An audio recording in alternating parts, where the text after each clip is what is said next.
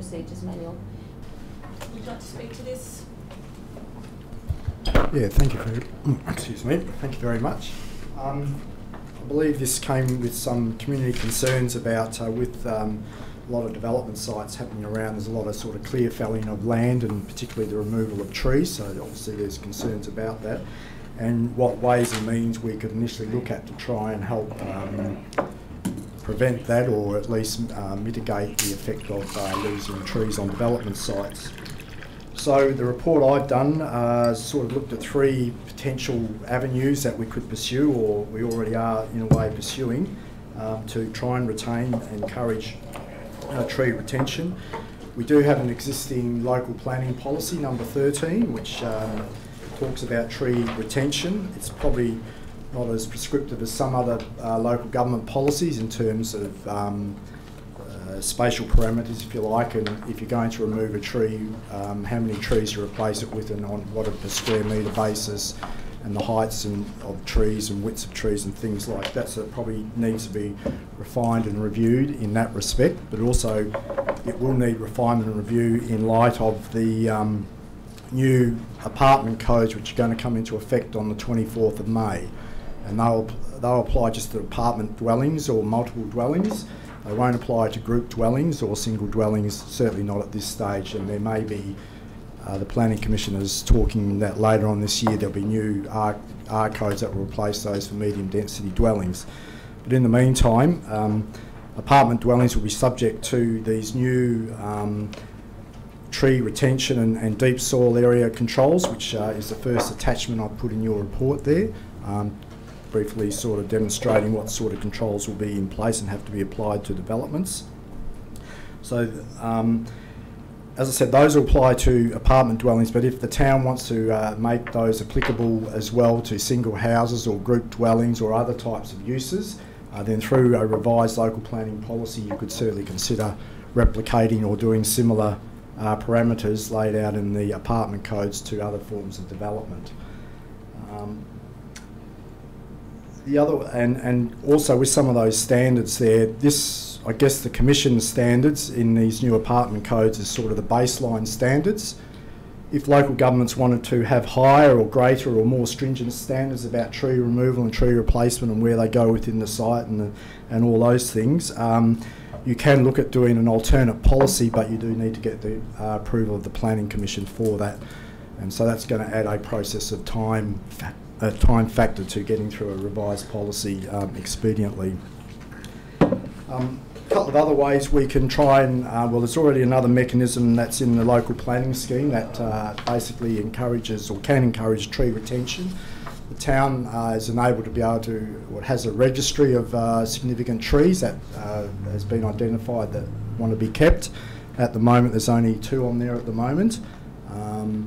But if the town wanted to go through and identify more trees that should be entered on that register, it can do so. But as in my report I suggested, it's going to be a fairly extensive and comprehensive logistics operation to go around and try and identify all the trees. Now we can do it from aerial mapping, but also you need to also go on the ground and look at the height and dimensions of the trees that you believe are worthy of preservation, and there's a real time and staffing resource factor in that. So it's not going to be something that you can do overnight and very quickly. It will take time if you want to add to the tree registry. And the third way is, and probably the quickest way, and we can roll it out with our current street tree planting program, communication strategy, is where obviously educate and encourage people to retain trees. We certainly tell them about why we value trees and their importance, and so it's that process of educating, encouraging people to retain trees. So at the moment they're the 3 areas that we can look at, and that's all through the lens of our local planning framework. Where there's other avenues you could pursue, I'm not aware of any at this stage. Just before you ask a question, Kat, just to clarify on that third point about education, which I agree is essential. My understanding is we've already engaged CGM, and they're going to be doing that education campaign for us in the coming months. Yeah, so that was specifically focused on birch trees, but I think it would be quite easy to adapt the messaging to kind of focus on trees in our community. Thanks. Kat. Okay, I've got a few questions here. Now, when you talk about preservation and the onerous task of collating all the information for these trees, I believe at some stage we've already done heat mapping in the town, and surely that would assist in that process in that it would direct you to areas where there is already extensive tree canopy. Would that be correct? Oh, it certainly would, and that would be a starting point, I would suggest, is looking at the aerial mapping, and I think that was done as part of our urban forest strategy development. Right, so we've already got a starting point. Yeah. Okay. But I think, and as I think Brian and Christian have alluded to in the past, to actually go on the register, you still need to go out and inspect the trees on the ground and to... Is that actually a requirement though? Because I know I looked at the City of Canning's policy where they have regulated trees, so above 3 metres and a certain canopy. And I don't believe they went and actually did an on-the-ground assessment of all of their specimens.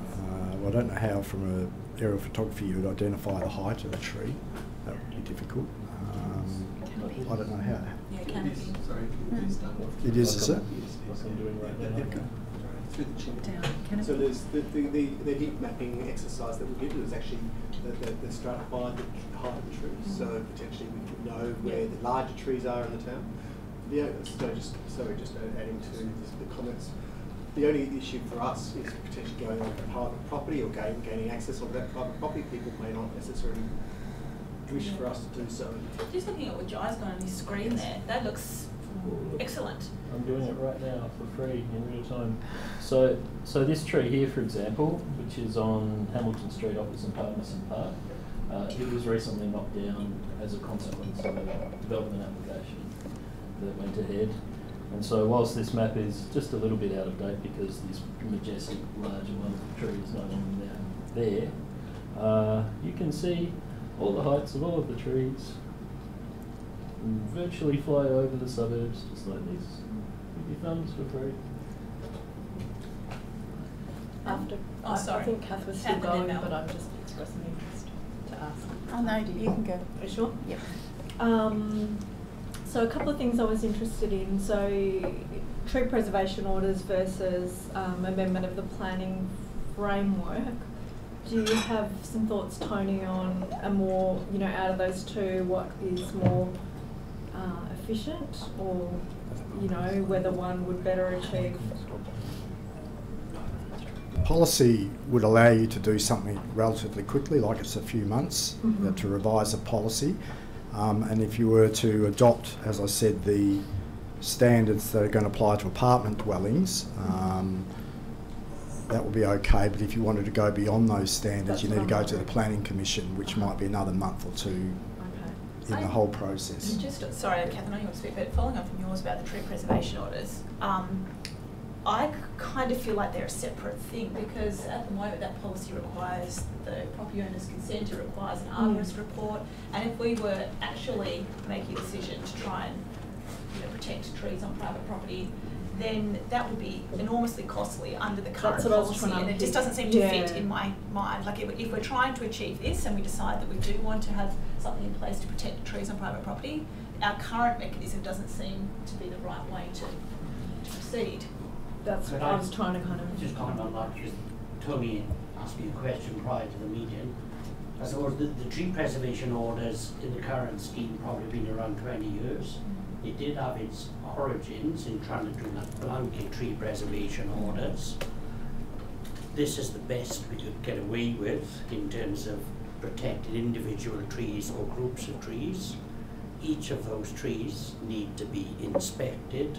Generally, we go for an arborist report on each tree, so generally that's about $2,000 per tree. Yes. If we were to, I don't know how the Western Australian Planning Commission and the Minister would go with us putting in a blanket tree preservation order. There would certainly need to be some kind of dialogue with the Western Australian Planning Commission. I think we'd be the first in Western Australia to have such an approach. The argument when we looked at the tree preservation orders that we put in place, and this talked about blanket tree preservation orders, that means that every person who's got a tree in their property above those heights needs to get approval from the town to cut a tree or remove it, and my estimate is if you look at the rate of tree loss in the town, you might be looking, I don't know, at 8 or 10. That's very much a guesstimate of officers to administer tree preservation orders. Can I just I'll finish off and then come back to you.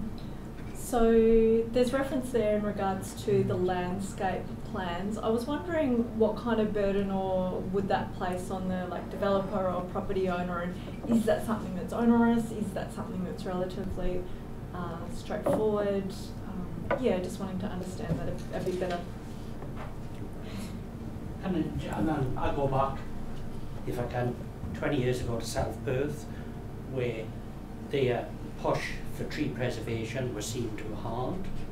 And what would happen is that potential developers or purchasers of sites would go to the current owners of the site and get every tree demolished prior to engagement with planning. Unfortunately, the community values trees, the general community. I think for most developers and small scale developers and subdividers, they're an additional cost, and the best way of dealing with the tree is to remove it. So you're saying in regards to provision of a landscape plan that it's easy for them to throw something our way and then get by, or? At the moment, there's no mechanism. Just in terms of if we talk, Tony's talked about. Yeah, because in Tony's report he referenced the provision of a landscape plan as a mechanism. So group dwelling developments need a landscaping plan at the moment. Yeah, okay, so but under the design codes, and as Councillor Jai has mentioned, state that the only trees that need to be retained on a site under state legislation are within a communal area, communal open space areas, and most of our developments don't contain communal open space. So it's limited in what it achieves. Yes. Anyhow. Well, my best advice, I think, is to look at, and I appreciate Tony's done this report, is the Bayswater model, where they've gone away from tree preservation, and they're saying that's inequitable in terms of, I've planted 4 trees on my property, my neighbours planted none, and then the onus for trees goes on me, and it's my choice to plant those trees. Where I think Bayswater model, which is kind of based on other work done in Stirling and other councils, is looking at getting, I wouldn't say deep soil, but trees incorporated into new developments, and that's the approach at Bayswater and I think Stirling have taken. Are Bayswater requiring them to get permission to remove the trees above a certain height? No, I, not to my knowledge. I've only looked at the ski report that was forwarded to us, and then I think there's, for each dwelling, I mean, it will involve a scheme amendment on policy. It's about saying we want, if you're building 4 units, 4 decent trees in there. Okay. So this brings me to my point that there's really 2 separate processes at play here. And I think the development application is possibly too late. And yes, I agree with trying to put processes in place for the development application, but most trees are removed during the demolition application and approval process. So my question to the staff is, can we bring some of these protections that you're looking at into the process when you're evaluating demolition orders? We probably need to look at that a bit further, but I think sadly the answer would be no.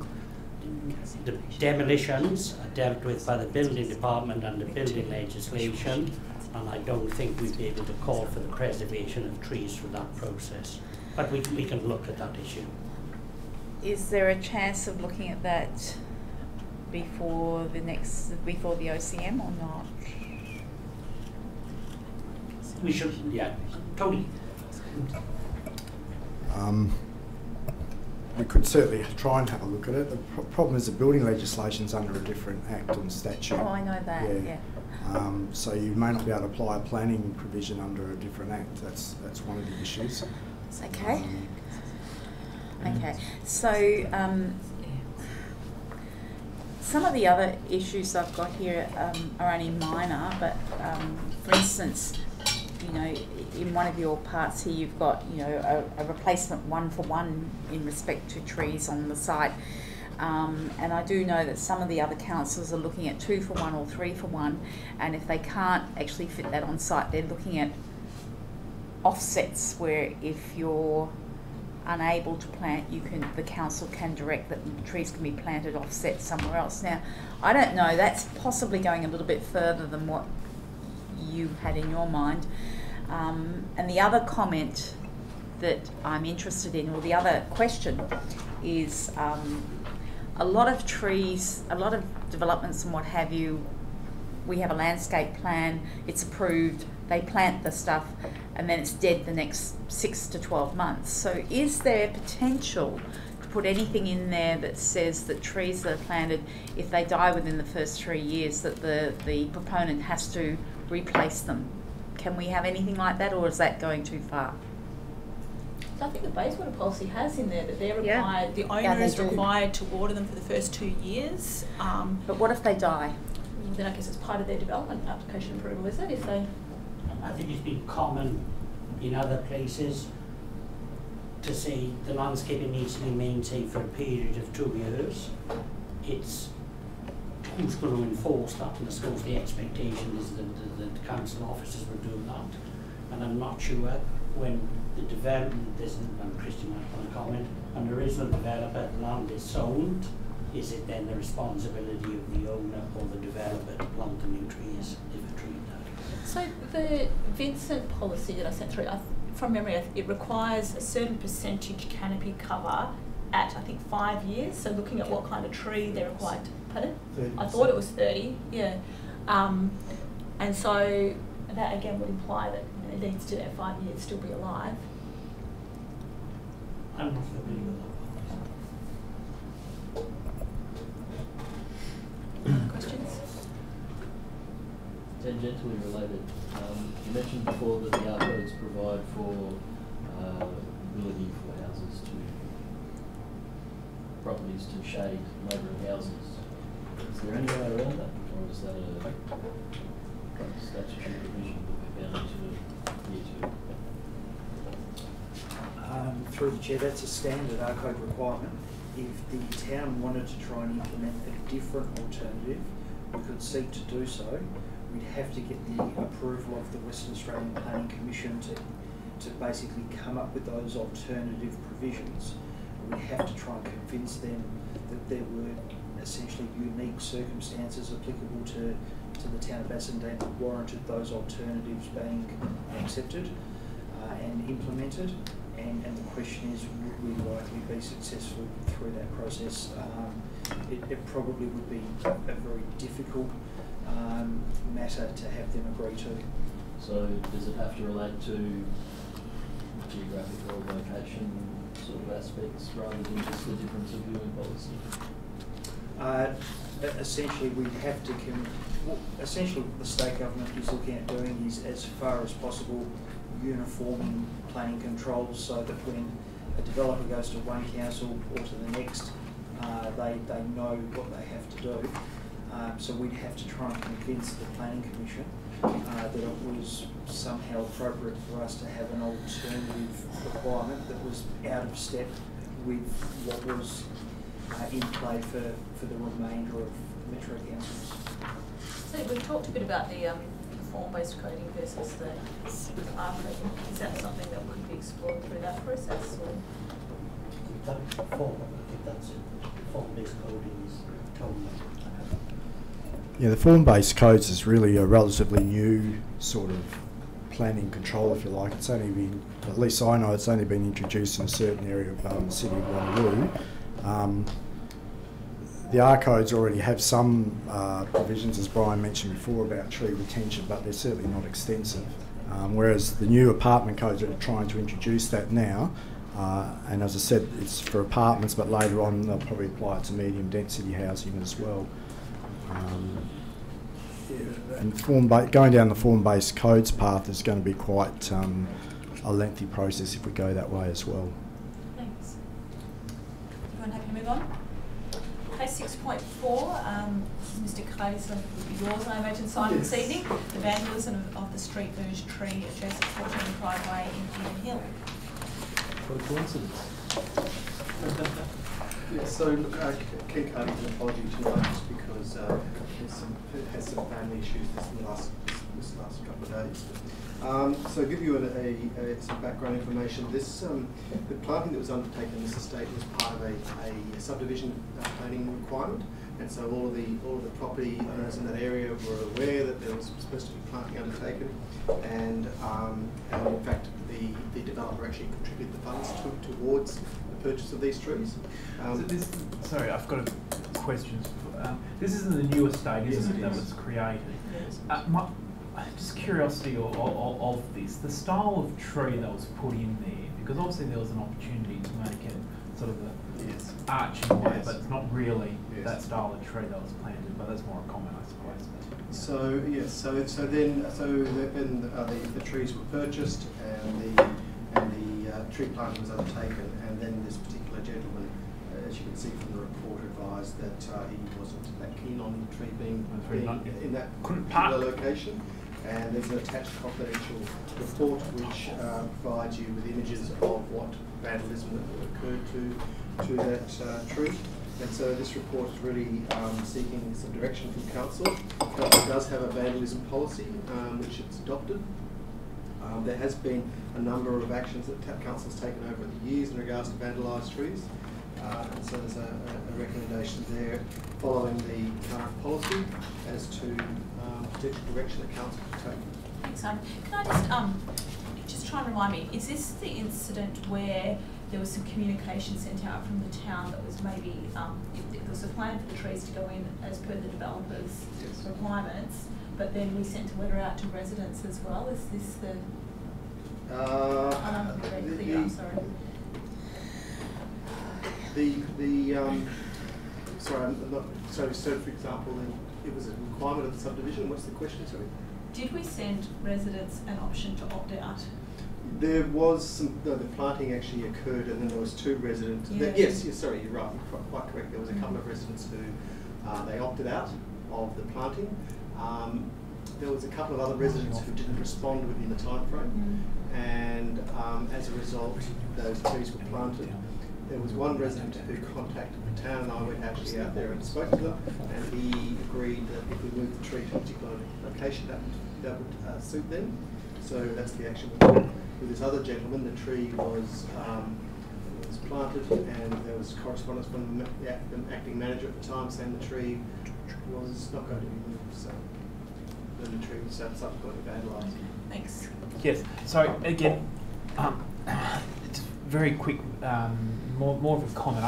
Just with what we just spoke about in the previous report, to me it's sort of some point of hypocrisy where the town's saying we want trees retained on property as much as possible, but yet in this and I spoke to this last council meeting, but yet we have this policy where we allow people to opt out of having a tree. I mean, that is completely contradictory. Terms that this council has. So on one hand you're saying, well, no, everybody's got to retain their trees, and on the other hand, well, no, you can opt out from not having a tree. Anyway, more of a comment. John, I guess the reason I asked that was because I'm aware that this other individual had the conversation was offered the opportunity. Oh no, I'm just saying the hypocrisy of the two reports, the positions that we have. It's just important that we're consistent in our messaging, Can I actually... My question with that, I actually completely agree with Councillor Ganjel, but my follow-up on that is, if it was part of the development and development contribution was made for these trees, how on earth did we get to the stage where an opt-out was even offered, if it was part and parcel of the development to begin with? I think it's the particular officer who was involved in the project was following a current procedure, and while they had been involved and knew that this was a development contribution, they just applied the same standard letter that we would issue. So that's how there was a number of, if you drive down, and there's a couple of properties down that area where there's some trees missing. However, it's not a lost cause. I think we can still go back there if council wishes to do so and reapproach those people and kind of as part of our communication strategy, because there's lots of areas in our town where there are no trees, and we can still go back there and replant. There's only, I think there's probably something like 5 or 6 trees that are missing in that whole street. I think, though, that the point I'm making, and correct me if I'm wrong, if it was part and parcel of the development, then it has, to my mind, a requirement has been put forward at the very beginning. Absolutely. So somewhere along the line, it's changed. So I guess, you know, if it was a council, correct me if I'm wrong, but if it was a council going along, we wanted to do verge planting in established areas, I think that opt-in, opt-out thing might be a part, but with a development where there's contributions made and it's part and parcel of the approval. Yeah, I think Simon agrees. It was just me trying to remember this case, so sorry for opening up a can of worms there. You're absolutely correct. You know, it should have been that the letter which went out should have said, this is part of the planning condition, this is the tree that's going to be planted.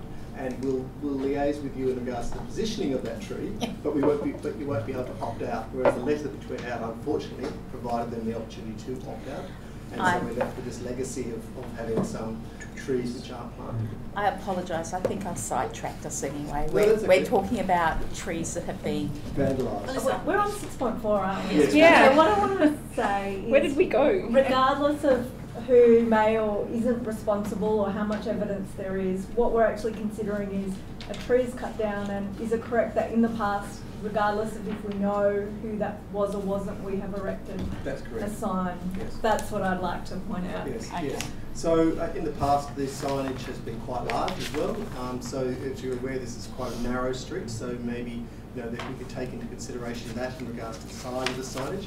It's up to council as to how large you want that sign to be. Certainly everybody in that street has received a letter, so they know, they know potentially who did the vandalism. So just on that, not that I'm opposed to putting up the signage.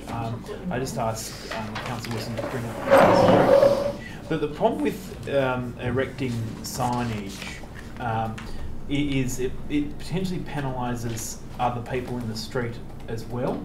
So if you're looking to try and lease your place or sell your place, and you come to an area that has a huge, great big ugly sign in the area, or that it actually can deteriorate from property values of adjoining owners as well. Yeah, that was more to my comment in regards to it's a very narrow street, and maybe there was an opportunity to, if council wished to put a sign, we could maybe modify the size of the sign. So, but we're not replacing the trees. I know that's well. The recommendation is that we do replace. That's our policy, isn't it? We are replacing the trees. Okay. If we do the sign, may I ask that the reward offered be enlarged? Yes. And look, I might add that there's another report coming next month in regards to, on page 21 of 30, there was in March 2017, there was a council resolution in regards to some trees which were vandalised. In September last year, we noticed a tree that we counted died. Which one is this, sorry, Simon? On page 21 of 30. Which incident? March 2017. The council resolution. And so there's a report coming next month, just to advise you of the tree that has died, and the resident is asking for a sign to be removed. We were going to be replanting the tree, but he's asking for the sign to be removed. So there's another report coming next month. Any other questions on this one? Okay, 6.5, Mr. Haggett's report. Tim Damon, Community Sporting and Recreation Facilities Fund application for the Bassendean Bowling Club. Yes, thank you. So the bowling club has been looking at their facilities and identified some asset renewal opportunities, and have made applications through the Community Sporting and Recreation Facilities Fund, CSRFF, to replace some lights on sea green, some shade shelters and some skirts around one of the greens as well. The club is recognised as having some of the best greens in Perth and regularly hold significant competition. and what they're looking at doing is enhancing the environment to support them with their facilities. The state government makes funding up to 1/3 of the capital cost through this grant program, and the club is seeking that the town consider contributing 1/3 of the capital cost in the event the application is successful. So we'd be looking to do that as part of the budgeting process for next year. Ma'am. I have a question. So just, I guess from an equity perspective, what are our obligations as the council and I guess the lease arrangements to provide funding for maintenance? I note that it's like a 1/3 contribution, and just trying to understand, we're considering the bowling club at the moment, but how that works with maybe other lessees. So this Community Sport and Recreation Facilities Fund has been around for probably 20 years, and for that period it has always been that they'll contribute up to 1/3, and that ordinarily the council would also make a contribution of 1/3. How that sits with the leasee is responsible for asset maintenance, but we do look at capital maintenance items as part of the town's responsibility. So does this fall under the capital? Sorry, that probably obviously. Can you clarify that? Yeah, because I think I asked a similar question today, but I think I heard you say something different. Yeah, so the lease requires that the lessee maintains the facility day to day. So light bulbs, door handles, painting on a 5-year basis. But capital is something that we have a role in. Excellent. Thanks for clarifying that. Can you just clarify what the sun shelter is that they want to erect? So alongside the greens is shelter for spectators and the players. So that's what it's a shade area. How sturdy are they?